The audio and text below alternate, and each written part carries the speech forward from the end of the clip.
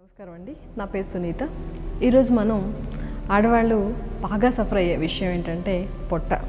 So delivery తర్వాత కానీ లేకపోతే ఆఫీస్లో ఇర్రెగ్యులర్ టైమింగ్లో ఫుడ్ తినప్పుడు ఇలా పొట్ట రావడం జరుగుతుంది. అది చాలా ఇబ్బందిగా అనిపిస్తుందండి.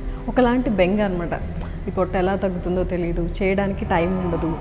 సో ఏం చేయాలో తెలియని పరిస్థితిలో మనం చాలా సింపుల్గా కొన్ని ఎక్సర్సైజ్ అనేది నేను అన్నిటిని కూడా మినియేచర్ చేసి ఇప్పుడు మీకు చూపిస్తాను అనమాట. ఇవి కనుక మీరు రెగ్యులర్గా కనుక ప్రాక్టీస్ చేస్తే చాలా షార్ట్ పీరియడ్లో మీ పొట్ట అంతా కూడా తగ్గిపోతుంది. బట్ రెగ్యులర్గా ప్రాక్టీస్ చేయాలి. చేసే విధానంలో ఫస్ట్ మనం భూనమనాసనం చేస్తున్నామండి. అంటే ఈ పోస్చరు భూమికి నమస్కరిస్తున్నట్టుగా ఉంటుంది. చేసే విధానం వచ్చి కాళ్ళు రెండు ముందుకు స్ట్రెచ్ చేసి, చేతులు రెండు స్ట్రెచ్ చేసి, గాలి విడుస్తూ నెమ్మదిగా లెఫ్ట్ సైడ్ మనం టర్న్ చేస్తున్నాం. నడుం భాగాన్ని ట్విస్ట్ చేస్తూ తల నేలకి టచ్ చేస్తున్నాం. ఇన్హేలింగ్ స్ట్రైట్, చేతులు రెండు స్ట్రెచ్ చేసి, రైట్ డౌన్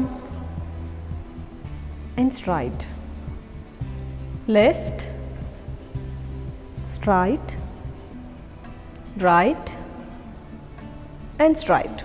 సో ఈ పోస్చర్ చేస్తున్నప్పుడు ఏమవుతుందంటే, మీరు చేస్తూ ఉండండి. ఈ పోస్చర్ చేస్తున్నప్పుడు మనం నడుం భాగాన్ని ట్విస్ట్ చేస్తున్నాం. సో దీనివల్ల మనకి నడుం చుట్టూ ఉన్న ఫ్యాట్ బాగా తగ్గుతుందండి. అలానే డైజెస్టివ్ సిస్టమ్ అనేది యాక్టివేట్ అవుతుంది. డైజెస్టివ్ సిస్టమ్ యాక్టివేట్ అయితే తిన్నది అరగడం వల్ల మనకి ఫ్యాట్ కింద కన్వర్ట్ అయ్యే ఛాన్సెస్ చాలా తక్కువ ఉంటాయి. అలానే యోగా మీరు ఎప్పుడైతే ఇలా పొట్ట తిప్పడం అనేది స్టార్ట్ చేస్తారో బ్యాలెన్సింగ్ అనేది వస్తుంది. దేని మీద అంటే ఫుడ్ మీద మనకి కంట్రోల్ వస్తుంది అనమాట. సో మన బాడీకి ఎంత అవసరం మనం అంత మాత్రమే తినగలుగుతాం. అలానే దీనిలో మనం కొంచెం ఫాస్ట్ వేరియేషన్ చేస్తామండి. అది చేసేటప్పుడు కాళ్ళ మధ్య గ్యాప్ ఉంచాలి. సో మనం ఒక 2 feet డిస్టెన్స్ సరిపోతుంది అనమాట. సో ఇప్పుడు ఇందాక మనం చాలా నెమ్మదిగా చేస్తామండి. నడుం భాగాన్ని ట్విస్ట్ చేస్తూ తల నేలకి టచ్ చేస్తూ చేస్తాం. ఇప్పుడు కొంచెం ఫాస్ట్గా చేస్తాం. ఫాస్ట్గా చేసేటప్పుడు తల మనం నేలకి టచ్ చేయకుండా నడుం భాగాన్ని మాత్రం బాగా ట్విస్ట్ చేస్తాము. ఎలా చేయాలంటే 1 left 1 right, stay చేయదురా. 2 left 2 right, 3 left 3 right, 4 left 4 right. Relax. ఇలా మనం కొంచెం ఫాస్ట్గా చేస్తున్నాం.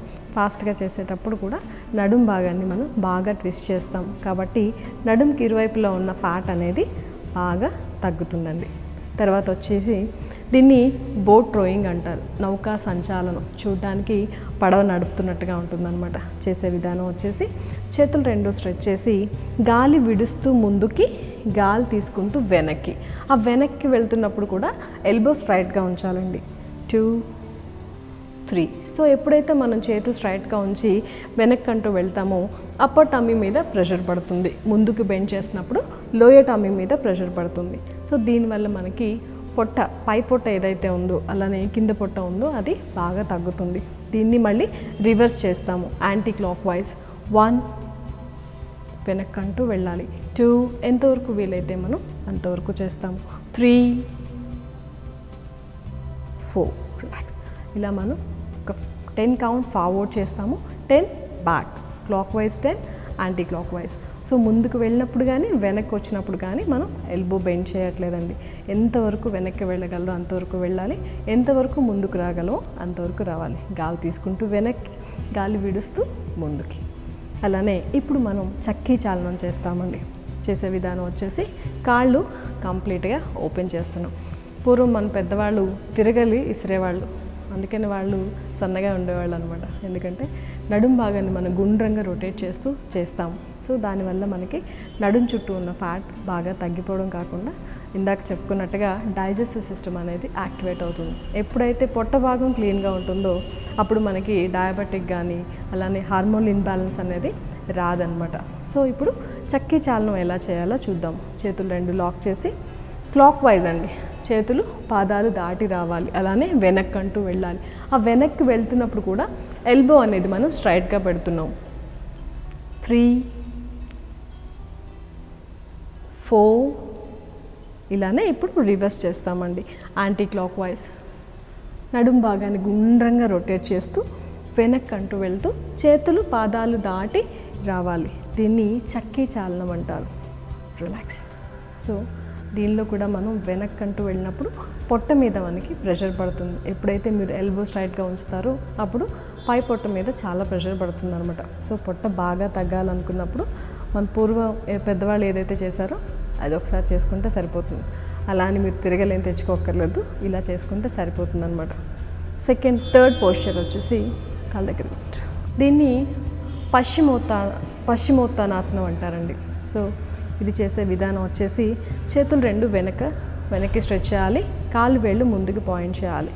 1 up and back, 2 back, 3 back, 4 back. Relax.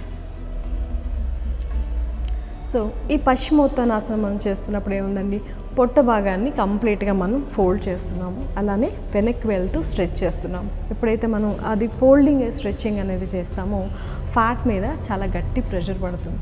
అయితే ఈ పశ్చిమోత్తానాసనం చేయకూడని వాళ్ళు ఉన్నారండి, సివియర్ బ్యాక్ పెయిన్తో సఫర్ అయ్యేవాళ్ళు ఈ పోస్చర్ని ఎట్టి పరిస్థితుల్లోనూ చేయొద్దు. ఇది కనుక మీరు కౌంట్ మినిమం ఒక 20 దగ్గర నుంచి ఒక 50 కనుక రెగ్యులర్గా కనుక చేయగలిగితే నడుం దగ్గర ఉన్న ఫ్యాట్ మొత్తం కూడా మాయమైపోతుంది. అయితే యోగాలో మనకి మెయిన్గా కొన్ని ఆసనాలకి కంపల్సరీ కౌంటర్ పోస్చర్ అనేది చేయాలన్నమాట. అలానే పశ్చిమోత్తానాసనాకి కౌంటర్ పోస్చర్ వచ్చి ధనురాసనం.